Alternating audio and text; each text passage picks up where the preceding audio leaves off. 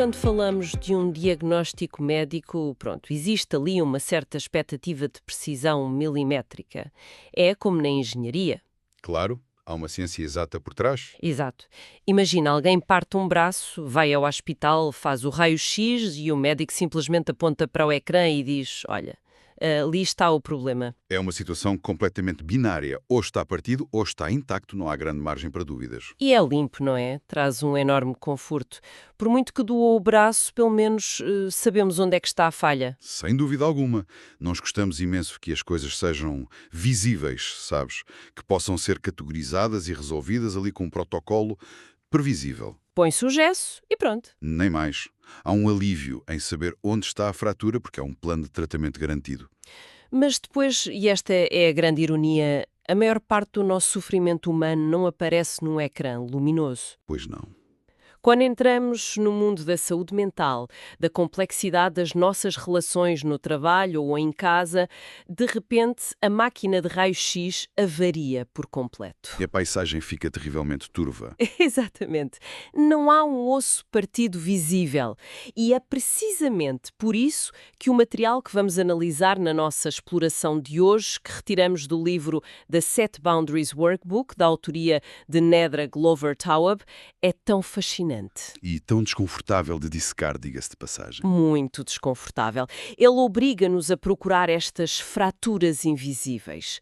Portanto, a nossa missão hoje não é ler um manual teórico, mas percebermos até ao tutano o que significa realmente estabelecer limites saudáveis. E abandonar aquela crença terrível de que dizer não é um ato de egoísmo que é algo muito enraizado em nós. Totalmente. A ideia para quem nos ouve é extrair daqui um guião prático, recuperar a nossa agência e evitar o famoso burnout. E olha, essa é uma distinção absolutamente crucial para começarmos, porque a ausência de limites saudáveis muitas vezes não é tratada com a gravidade que exige. Achamos sempre que é só mais um chavão de autoajuda. Exato. Achamos que é uma coisa fofa da psicologia moderna, mas não. É a raiz invisível para quadros clínicos gravíssimos, desde a ansiedade profunda até à depressão. Porque acabamos a viver a vida dos outros, não é? Completamente. Pensa assim, quando nós não assumimos o cargo de gestores da nossa própria vida, alguém no nosso círculo vai assumir esse papel por nós. Isso é assustador. É assustador. E o resultado é uma perda sistemática de controle que instala uma exaustão no fundo da alma. A falta de limites não é só um incómodo porque fomos àquele jantar que não queríamos ir. É uma crise estrutural em câmara lenta. Nem mais. Bem, vamos lá analisar isto por partes. Antes sequer de aplicarmos a cura, acho que temos de olhar para a forma como a sociedade distorce o que é um limite. A autora tem uma analogia com semáforos que me deixou a pensar imenso. É uma metáfora brilhante. Repara, qualquer pessoa entende que um semáforo vermelho é um limite, por definição. Ele controla o trânsito, mantém as pessoas em segurança, evita acidentes. E ninguém sai do carro aos gritos a insultar o poste do semáforo, não é? Pois não, ninguém se sente ofendido pessoalmente pela luz vermelha. Então, como é que nas relações humanas impor um limite é quase sempre encarado como um ataque? O que é fascinante aí é que expõe a forma errada como vemos a função de um limite. Nós assumimos, ao longo dos anos, que limites são comandos ditatoriais. Como se estivéssemos a mandar nos outros. Exato. Achamos que servem para dizer ao outro o que ele deve fazer para o controlar. Mas a Nedra Tawwab sublinha algo radicalmente diferente. Os limites são, antes de mais, ferramentas de autorresponsabilização. Ou seja, são sobre mim, não sobre o outro. Precisamente. São as tuas expectativas e necessidades que criam a infraestrutura para te sentir segura. O semáforo não está ali a tentar oprimir a tua liberdade. É uma regra neutra para todos chegarem a casa vivos. Ok, mas o problema que eu vejo é num cruzamento, nós temos os serviços municipalizados a monitorar. Nas nossas vidas ninguém instala uma câmara para avisar que o sistema está em sobrecarga. Como é que o meu organismo diagnostica a falta aguda de um semáforo? Como é que eu sei que preciso de um? Olha, o nosso corpo é uma máquina de alarme extraordinária. Muito antes da nossa mente consciente se aperceber, o corpo avisa. A fonte fala de sinais viscerais. Tipo o quê? Um dos mais claros é o ressentimento crónico. Sabes, aquela indignação fria, amarga. Aquele fervilhar por baixo da pele. Isso. De te sentires constantemente desvalorizado ou sobrecarregada pelos problemas dos outros. Manifesta-se numa ansiedade que não desliga, num peso no peito o domingo à noite. O típico pânico de domingo. Exato. Ou até uma vontade de fugir. Deixar o telemóvel tocar até ir para o voicemail, inventar desculpas mirabolantes para não ir a um almoço. E nós julgamos-nos imenso por isso. Sentimos-nos péssimas pessoas. E é aí que a autora nos diz para parar. Isto não é um defeito de caráter. É o organismo a gritar que as tuas reservas esgotaram e os limites foram atropelados. Estar ressentido e culpar-nos por isso é como estar a afogar-nos e culparmos a água. Belo resumo, em vez de tentarmos simplesmente sair da piscina. E isso obriga-me a pensar no passo seguinte. Se eu estou na piscina, ignoro o alarme e o sistema falha, o que é que acontece? Pelo que li, não nos desligamos pura e simplesmente. Nós oscilamos entre polos muito tóxicos. Sim, entramos em modo de sobrevivência disfuncional. E um dos polos que me saltou à vista foi a síndrome do super-herói. Epá, há tanta gente com orgulho nisto, a achar que consegue fazer o trabalho de 3 pessoas e salvar o mundo inteiro sem pedir ajuda. E fomos ensinados a bater palas a essas pessoas. Completamente. Mas isto é a receita para o desastre, não é? É o desastre total disfarçado de produtividade. Essa síndrome é o sintoma máximo de um sistema de limites falido. Quando não sabemos calibrar limites normais, pendemos para padrões destrutivos. O primeiro extremo é o dos limites porosos, Porosos, tipo uma rede cheia de buracos. quase inexistentes, frágeis. É aqui que encontramos o famoso emaranhamento emocional e a codependência. Espera aí, vamos desconstruir isso, porque emaranhamento emocional soa a jargão académico. Na vida de quem nos ouve, quando é que alguém acorda e percebe, ups, estou emaranhado? Olha, imagina que não fazes ideia onde acaba a tua individualidade e começa a da pessoa à tua frente. Se o teu parceiro ou colega de trabalho acorda de mau humor, O meu dia fica arruinado. imediatamente, e sente-se uma urgência angustiante de o fazer sorrir, como se a emoção dele fosse tua responsabilidade. Traduz-se em agradar a toda a gente, sobrepartilhar coisas íntimas para forçar conexão e na incapacidade paralisante de dizer não. Basicamente uma fusão doentia. O exemplo que dou sempre é deixares as portas e janelas da tua casa escancaradas. Entra quem quer. Entra quem quer, chove e depois passas a noite a chorar de exaustão porque tens o tapete cheio de lama que os outros trouxeram da rua. Ai, que imagem tão forte! E acabamos a tolerar o intolerável porque achamos que vamos consertar a outra pessoa. Exatamente. Limpar a lama sem nunca fechar a porta. Mas depois há o segundo extremo. Que imagino que seja a prisão de segurança máxima, certo? Se a primeira é a casa sem portas. É mesmo essa metáfora. São os limites rígidos. O que é dramático é que eles não nascem do nada. Surgem como resposta a feridas. Alguém teve limites porosos tanto tempo, foi tão sugado, que ativa um mecanismo de defesa cego. Muros de betão amado. A autora chama a isto contradependência. Ok, vamos clarificar isso, porque codependência ouve-se muito, mas contradependência na prática é ser um lobo solitário. Se a codependência grita preciso que precises de mim, a contradependência grita não preciso de ti nem de ninguém. Nunca. É uma falsa independência levada ao extremo. Ilusão total. Pessoas assim recusam ajuda mesmo a afundar-se. Evitam vulnerabilidade a todo custo e, ao primeiro atrito, cortam a pessoa da vida delas. Mas a fonte é clara, precisar de pessoas é uma necessidade humana saudável. Perder-nos nelas é que nos adoece. O equilíbrio não é viver num bunker, nem deixar a porta aberta à rua, é teres a chave da tua porta. Tudo isso faz imenso sentido, mas o que me intriga é, e acho que a maioria percebe isso intelectualmente, ninguém quer viver sitiado e ninguém quer a casa invadida. Claro. E contudo, a simples ideia de articular a palavra não dá palpitações, suores frios. A fonte aborda a nossa infância e fez-me pensar.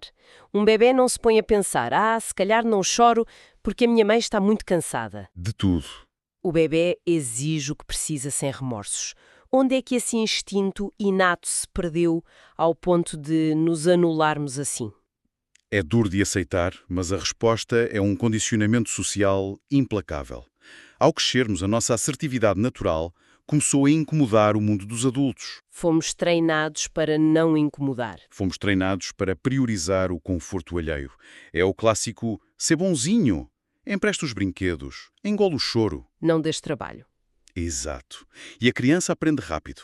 Para ser amada e aceite, tem de ser conveniente. Este silenciamento dura décadas e atrofia o músculo da autoexpressão.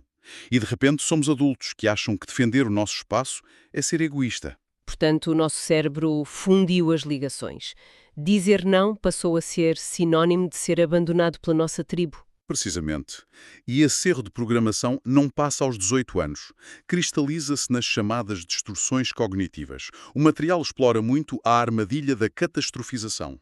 Que é basicamente o nosso cérebro a realizar um filme de terror em tempo real. Nem mais. E a velocidade da montagem é incrível. Tu pensas, vou dizer ao meu namorado que hoje prefiro ficar em casa a ler. E o cérebro salta para ele vai odiar-me, vai trair-me, vamos acabar e eu morro sozinha com 7 gatos no meio do lixo. É hilariante de tão absurdo, mas o problema é que o teu corpo registra essa ameaça final como um risco letal. O cérebro cria esta ficção para te manter caladinha no teu canto seguro. Bem, se estamos reféns desse argumentista de desgraças, como é que passamos à ação? Imagina no nosso mercado de trabalho cá em Portugal, onde há muita cultura do estar sempre disponível. A cultura do desenrasco. Exato. Um colega pede-me para lhe fazer uma parte do relatório pela 4ª vez no mês. Como é que eu travo isso sem parecer a pior pessoa do departamento? O livro dá uma fórmula de 3 passos, não é? Dá. E a genialidade da fórmula é a sua contenção. Passo 1, que assusta logo toda a gente, seja breve. Mas espera, sendo advogado do diabo, num contexto laboral ou familiar mais tradicional nosso, ser só breve não soa a uma arrogância tremenda? Se o meu chefe me pede algo e eu só digo, não posso, não me estou a meter noutra alhada? Essa é a armadilha do excesso de justificação. Quando a autora diz seja breve, não está a recomendar que sejas mal educada. Está a alertar para as desculpas enormes que damos. Aquele ensaio longo e exaustivo. Exato. Tipo, adorava ajudar, mas tenho um jantar que marquei há meses e depois o meu cão anda adoentado e o pneu do carro. Sim, tentamos amaciar o golpe. Mas não estás a amaciar. Estás a dar munições argumentativas a quem quer ultrapassar o teu limite. Porque a pessoa a seguir diz, então adias o jantar. E o vizinho vai ver o teu cão. Ao seres breve, cortas o oxigênio da negociação. Compreendo a urgência, mas não tenho capacidade para assumir isto hoje. Volto a olhar para o tema na segunda-feira. Uma frase fechada. Diplomática, firme e não oferece espaço para te secar. E esvazia logo o tabuleiro. Isso atira-nos para os passos seguintes, não é? Clareza e diretividade. Exato. O segundo passo é seja claro. Tem a ver com o tom. Não precisas de gritar de raiva porque andaste a aturar aquilo meses a fio, mas também não podes falar com uma voz sumida. É a partilha de um facto, neutro. E o terceiro passo, indique diretamente o que espera. Não ficar só pela queixa. Nem mais. Traçar a alternativa. Há um exemplo ótimo no livro para amizades. Importo-me muito contigo, mas não te posso emprestar mais dinheiro neste momento. Em vez de um vago, ande muito apertado de finanças, vê lá tu. Diz exatamente onde é a linha. O guião é mesmo imbatível. E gosto da premissa de que a firmeza e o afeto podem coexistir. Mas há uma coisa que me parece o verdadeiro teste de fogo. Falar, por si só, é metade do trabalho. Pois é. Verbalizar sem ação depois não serve de nada. É o calcanhar daqueles das pessoas. Um limite tem 2 fases inseparáveis. A declaração e a ação. Retomando o teu exemplo do trabalho, se dizes polidamente que não fazes horas extra no fim de semana, mas às 7 da tarde do domingo continuas ligado ao servidor a responder a e-mails, Destrui a minha própria regra. aniquilaste. O teu comportamento acabou de dizer ao teu chefe que os teus nãos são só teatro. Sugestões artísticas sem consequências. Os outros respeitam o padrão de integridade que nós demonstramos sustentar. E aqui entramos no olho do furacão. Aplicámos a fórmula. Fomos breves, claros, agimos e não ligámos o servidor no domingo. E no segundo a seguir, cai-nos o mundo em cima. Aquilo nó no estômago. Um pico de adrenalina violento. A culpa ameaça afogar a nossa sanidade mental. A teoria é fantástica, mas como é que sobrevivemos a este maramote de desagradar? O livro fala no caso da Meghan Markle e do príncipe Harry, pondo de lado ruído e simpatias. Sim, só como estudo de comportamento. Exato. Quando eles impuseram limite à instituição para viverem a vida deles, houve uma retaliação monumental. Sempre que traçamos uma fronteira, o atrito é certo, porque esta alergia à autonomia dos outros. A psicologia sistémica explica isso muito bem com a metáfora dos móveis de berço. Sabes aqueles brinquedos suspensos que rodam nos berços dos bebés? Sim, que estão todos equilibrados, umas peças a fazer peso nas outras. É isso mesmo. Cada pessoa, quer seja numa família ou num departamento, é uma daquelas peças. O sistema habitua-se àquele equilíbrio. Se de repente tu decides parar, cortar o acesso ilimitado e mudar de posição, o que é que acontece ao móvel? Fica completamente descompensado, abana por todo o lado. Chocam uns com os outros, tudo tenta forçar o regresso ao conforto de antes. Quando traças um limite, o teu ambiente vai abanar. Vão acusar-te de egoísmo, manipular-te, só para voltar à dinâmica com a qual eles estavam confortáveis. Fascinante. Mas o que nos arrasta de volta para a submissão é a culpa de sermos os causadores desse choque. Temos de gerir esse abanão enquanto somos devorados por angústia. Mas o livro fala de uma mecânica neurobiológica incrível sobre isto. Sim, a pesquisa da doutora Jill Taylor. E este é o dado que muda tudo. A emoção crua primária, a descarga química de cortisol e adrenalina, após impores o limite, dura apenas 90 segundos no teu corpo. Espera aí, só 1,5 minutos. 90 segundos. Mas isso choca de frente com a realidade. Aquele coração a bater e a falta de ar duram 90 segundos. Qualquer pessoa dirá que a culpa dura dias e noites sem dormir. Pois, os compostos químicos limpam-se em 90 segundos. A questão é que nós sabotamos o processo fisiológico. Claro. Lá vêm as distorções. Nós recusamos-nos a sentir o desconforto e deixar passar. Ligamos logo o monólogo "ele deve odiar-me, fui estúpido, devia ter cedido". Estás a atirar gasolina para uma fogueira a apagar. Acabas de premir o botão biológico outra vez para teres mais 90 segundos de stress. E andamos nesta roda de hamster durante dias. Exatamente. O cérebro quer fechar o ciclo e nós não deixamos. Portanto, a coragem aqui é quase monástica. Suster a respiração nesses breves 90 segundos, sem tentar ir logo consertar a emoção do outro. Tolerância deliberada ao desconforto. Se impões o limite à espera que a pessoa sorria e compreenda, vais desiludir-te. Nós pomos limites para gerir o nosso espaço, não para controlar o teatro emocional do outro. E exigir que o outro não se chateie, no fundo, é nós querermos controlar a reação deles. Precisamente. O atrito é inevitável. A agonia arrastada é que é opcional. Que recapitulação libertadora! Tirando o mito, os limites saudáveis não nos transformam em ilhas cínicas. Bem pelo contrário, estancam o ressentimento. Protegem as relações. Sem dúvida. Torna-nos melhores pais, colegas mais credíveis e amigos mais verdadeiros.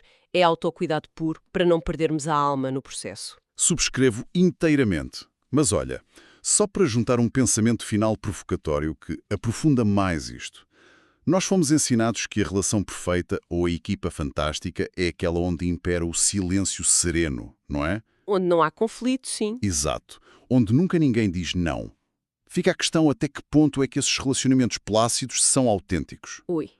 Ou será que essa ausência de colisão é apenas a máscara de uma dinâmica onde uma das partes, ou ambas, se apagou completamente para manter uma paz artificial? Que reflexão brutal para terminar.